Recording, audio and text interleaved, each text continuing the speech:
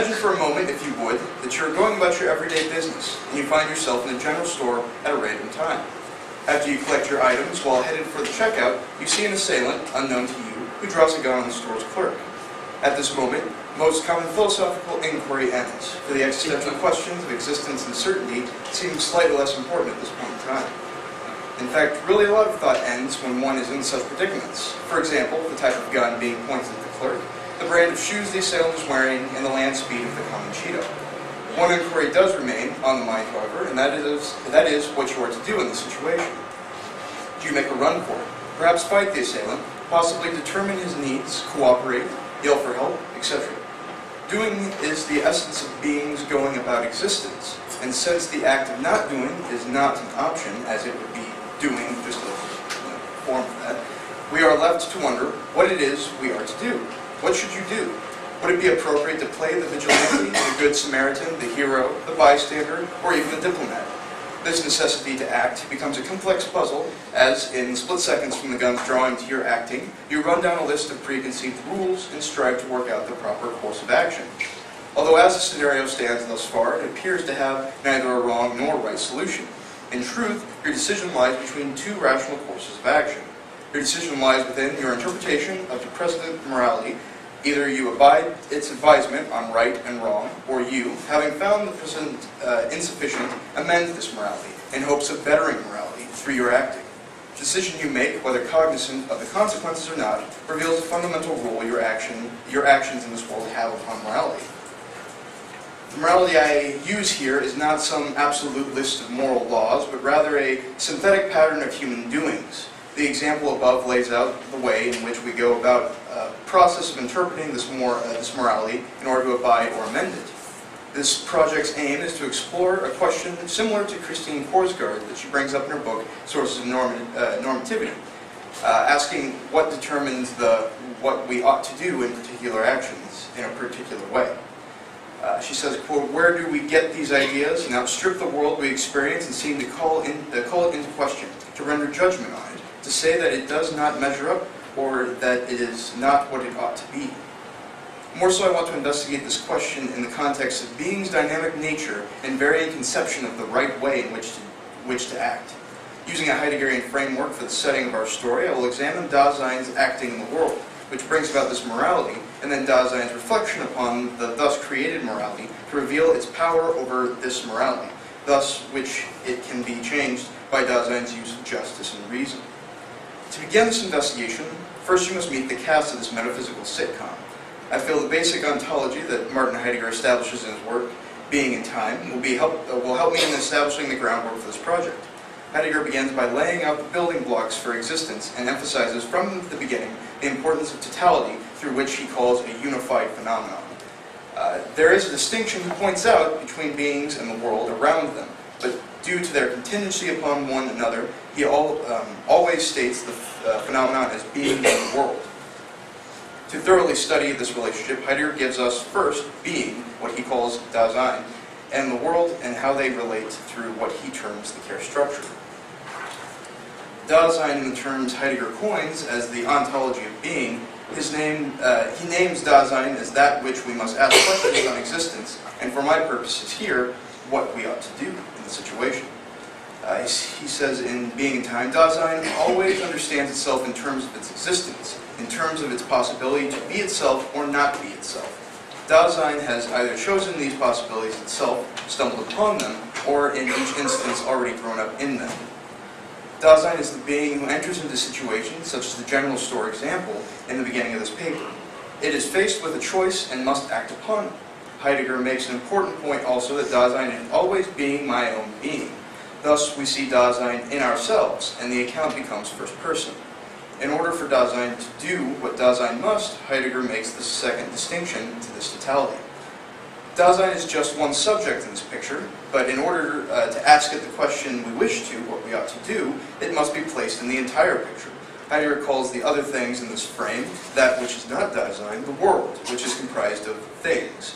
Being cannot go about being's business without an environment in which to do such. Meanwhile, the world is nothing without a being to bring it to life by using it. This is the being in the world, as Dasein is in need of a place to do and be in. Meanwhile, the world needs a doer to bring it to life by using it. This term does not necessarily key in on the physicality being in, but more importantly, a shared relationship between those two subjects. The key to understanding this directing force and extrapolating morality. Being, he says, quote, being is the infinitive of I am, that is, understood as an existential, means to dwell near, to be familiar with. Here Heidegger concludes that within the very definition of the being is the necessity for being to be some place, and that place is being in the world.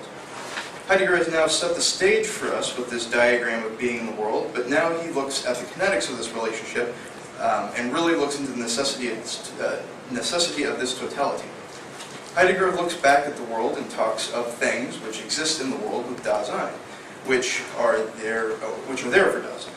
Dasein's purpose of being in the world is to do. The things in the world become Dasein's tools that allow it to do.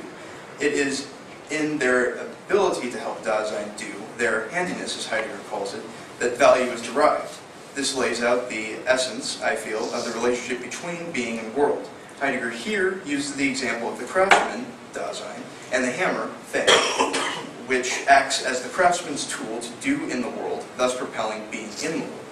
It is not merely the craftsman's work or the hammer's hammering, but the totality of the two working as a unit perform a job that is this relationship must be referenced. This working together is what moves being and world forward, creating progress.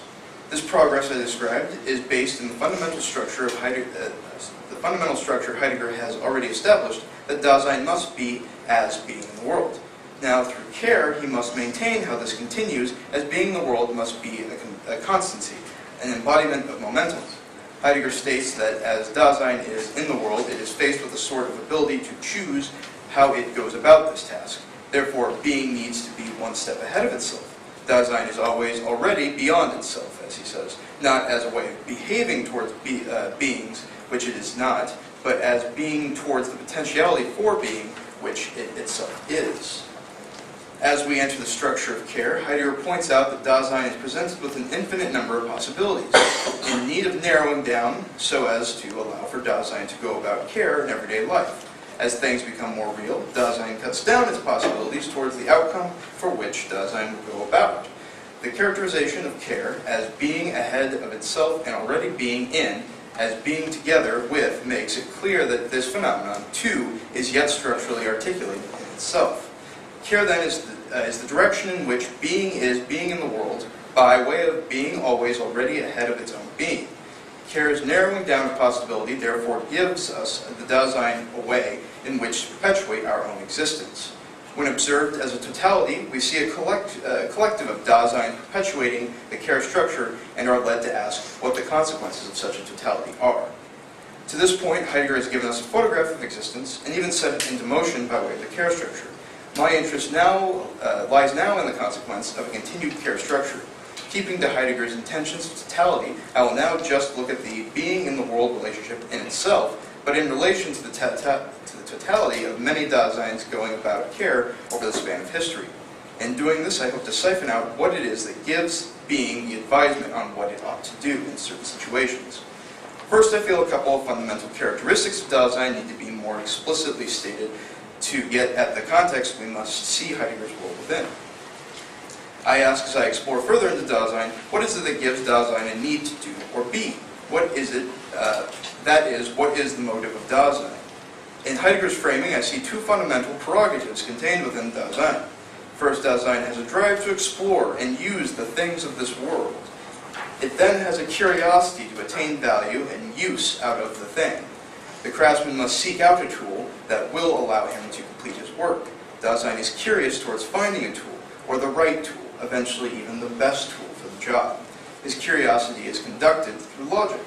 Through development and mastery of logic, Dasein is able to go about its everyday life.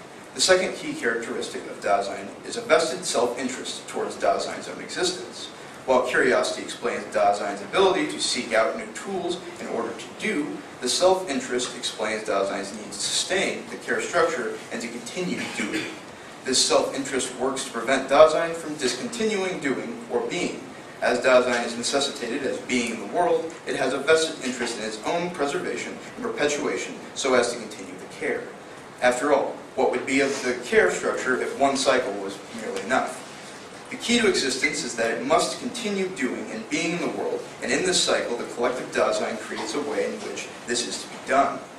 The character of Dasein is to be this curious wielder of logic and driven by self-interest towards its own perpetuation, and through these, Dasein is always already working towards progression. This is easily seen when the formula is simplified to Dasein in the world picking up a tool and then committing one action towards one specific job.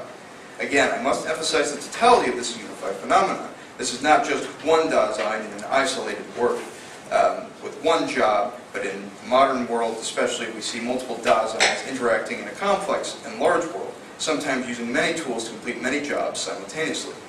As this goes on day by day, year after year, century after century, Dasein is faced with repetition, and as logic and self-driven progress reveals, Dasein develops a common way of going about the everyday. A routine embodies the repetition of this everyday being in the world. Dasein's perpetuation of the care structure because of an unspoken commonality, and this is morality. A person dedicated to a life as a fisherman will not constantly use a new method to catch a fish each time he fishes, but will develop a technique or use a technique previously developed in the totality of fishermen. Morality will be used in this paper that is the common way in which Dasein does its work. Once a way is perpetuated into morality, Dasein creates a set of rules, and these will be the ethics by which future Daseins fall back to when doing future work. This thus provides order and structure to Daseins going about care. Naturally, two issues come before us under this framework. The first is, how is it that we know morality is right? The simple answer is that we don't. The common morality of a set of Dasein in a system may in fact be different from what is truly right or wrong in themselves. That is what I would call law, is what is truly right or wrong, just overall. After all, morality is the creation of mortal and flawed beings, while morality is somewhat separated from a specific Dasein, as it is necessitated by the perpetuation, such as in the common workings of a population. It still could be entirely wrong according to law. Take, for example, the morality of the Nazi Party of Germany in 1938. Most would agree this is a wrong by authority of law. First we ask, how do we know that this is law? And second, how could we ever come to see this law? Well, in that there is a way of doing things, it is preconceived in that idea that there is a right way to go about doing things. Second, I would agree that law would be beyond the comprehension of the flawed beings I discussed earlier. But then it is in the curious nature of Dasein to seek out law. For if morality is to be a common perpetuation of care by Dasein, then it could conceivably be altered, perhaps for better or worse. Here we see the inherent conflict in Dasein between Dasein's curiosity and Dasein's self-interests. For Dasein's self-interests lead towards the current working morality and a perpetuation of that, while Dasein's curiosity leads, by way of logic, towards a better way. Now, the better way does not necessitate the more right way, but logic will naturally lead Dasein towards perceiving an inherent nonsense in what is wrong according to law. Logic then becomes the connection between Dasein and law. It is once Dasein reflects on logic that it can go about amending the current morality. This brings a Dasein to a disruption. There naturally comes events which Dasein falls into, which, when Dasein falls back on his ethics, his or her ethics, either there is no clear answer on how to act, what ought to be done, or the clear answer comes in obvious contradiction of what with Dasein's logic. Think back to the general store example at the beginning of this paper. This example defines an interesting disruption to Dasein's everyday life. First, unless the morality he follows is a clear answer on how to handle this exact situation, he comes to a choice. This choice can easily come in conflict with its self-interests, e.g. the vigilante's risk of injury, or simply illogical, hysterically panicking that would draw the assailant towards shooting you. Let us suppose the hypothetical that your morality states your life is more important than any other man's.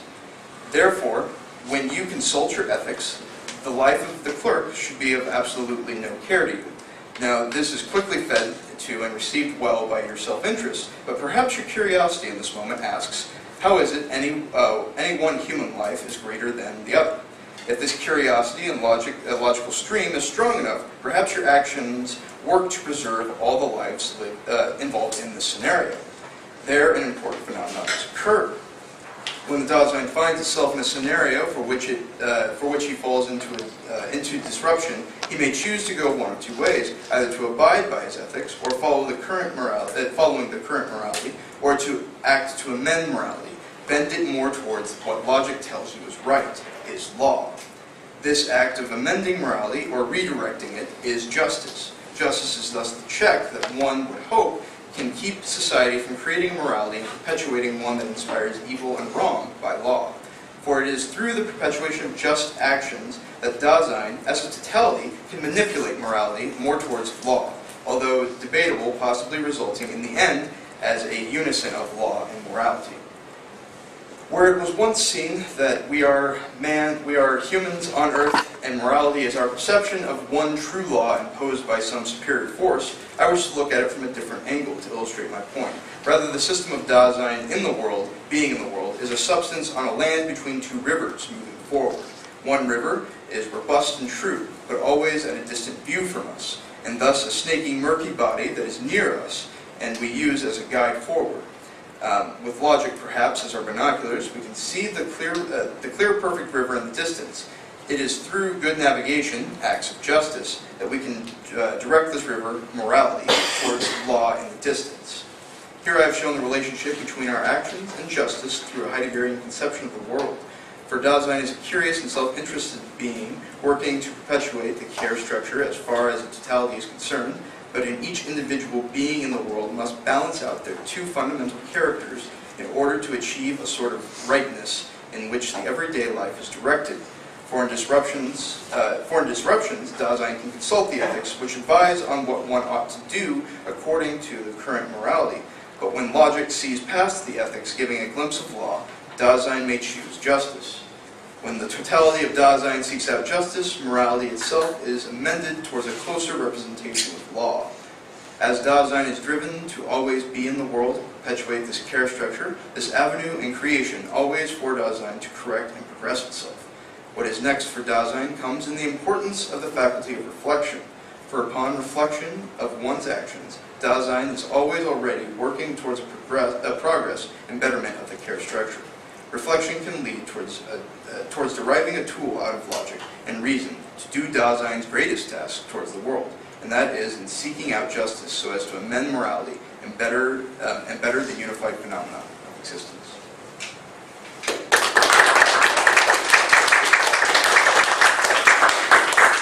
You did a great job talking about the care structure and how it relates to other beings in the world, morality, ethics.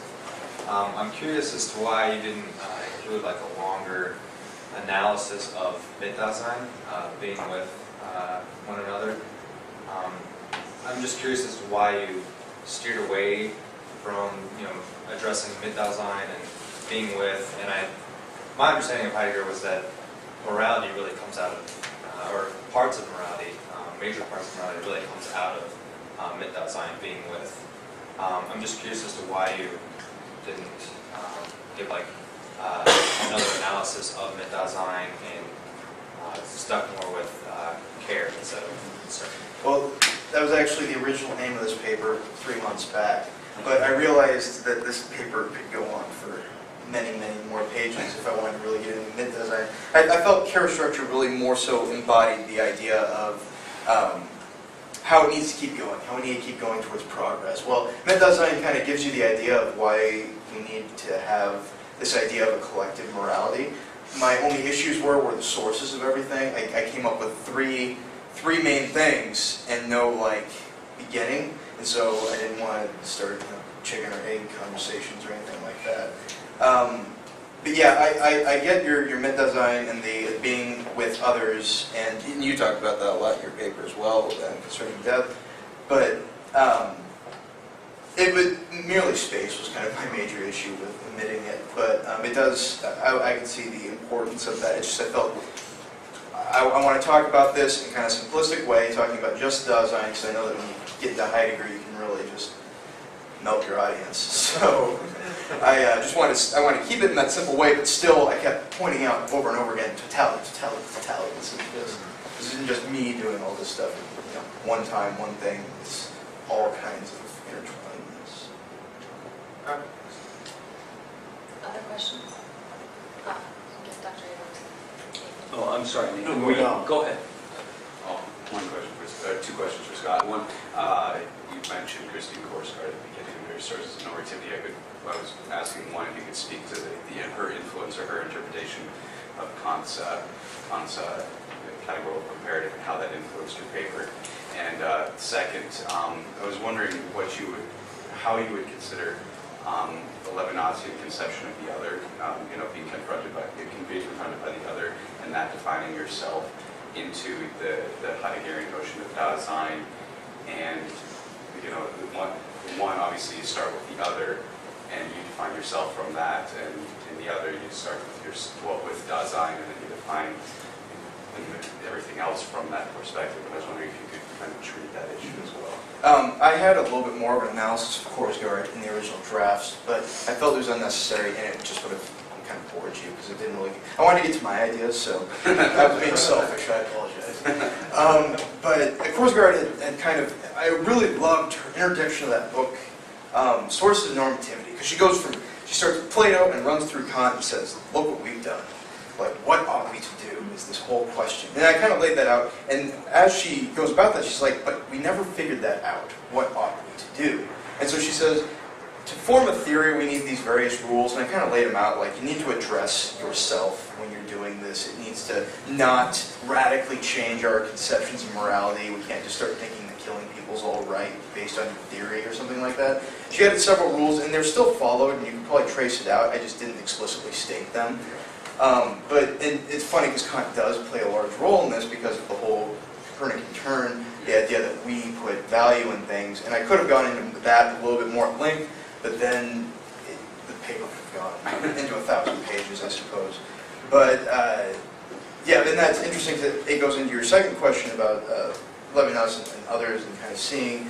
I wanted to, the biggest issue I've been getting from people who I've been talking about this with is, well, where does it all start? Where's your source of normativity, if that's what you're talking about? And I'm like, well, fine. If I have to choose, I'm going to choose Dasein. It starts with Dasein. And Dasein places the value in certain things. And then towards the end, I also hinted that maybe it doesn't start with Dasein, but maybe logic. The first tool was logic, or something like that. And I mean, we could discuss for hours the whole prehistory to all of this. And I didn't want to focus on that so much, but I had to just so that people wouldn't be like, well, dude, you don't have a starting point. You gave me a sentence, you didn't give me a capital letter or a period. Thanks. And so that's kind of the way I was going about it. And so there's an interesting Kantian twist I put on certain things, but I didn't want to get too into Kant because I think Heidegger kind of draws a lot from Kant, so I feel like the distinction was necessary. Okay. Well, the quote you just read, that made me think about thought of Tolstoy. He had a similar feeling as when James had, and he did the search, and then he found out actually the meaning of life is an assumption. We give our meaning in life. You yourself give meaning in life. Why you won't say that is the meaning of life? You can play basketball without any points. Just play. Run over in the court for like 2 hours and nothing happened. But when you give the 2 points to the ball when they get in the loop, that makes the game fun and more interesting to watch. So who give that 2 points to the ball, to the game? Yourself. So it seems to me you are the one who give meaning to life, not the death. There's a question for one question for Scott. You were talking about the collective design. What do you think about the relation between collective design and justice? Since you were talking about the caring system, do you think about the justice that based on collective design or based on individual? Is it fair for individual also fail for the collective design, or it's just for collective design also fail for the individual, being. All right. Getting to what you were saying about the difference between kind of collectivity and individuality, the way I want to lay it out is that you get, as you keep doing your thing, committing to the character structure, when you look at that in the totality of many Daseins working towards collecting the character structure, that collectively is what forms kind of what I would like to call morality, which is a way in which we go about perpetuating the character structure. And then in order for us to each do that, we need an individual, because I still believe that each Dasein has a different idea of how to go about maintaining that morality. And so that's what ethics would be our judgment upon the collective morality, how we want to think about getting towards that. And so ethics are mine. Like I have my ideas on how I need to preserve this collective morality. But we all work towards the morality. Now, morality maybe our logic will tell us, well, wait a second. The way we commonly see this is wrong. So we need to amend that and work it, make it more towards what is actually right. And I admit that kind of sets up for a social contractarian sort of idea, and I apologize, it's just the way I kind of see it. But that there is kind of an agreement we all make, but we each have different interpretations of that agreement, and sometimes our tendency towards curiosity and logic will disprove the common position, kind of like the first time, I like to fall back on Germany, the first time someone said, well, maybe the way we're doing things is not correct. And so they changed it. The morality of Germany is much different than it was in 1938 amongst the majority population.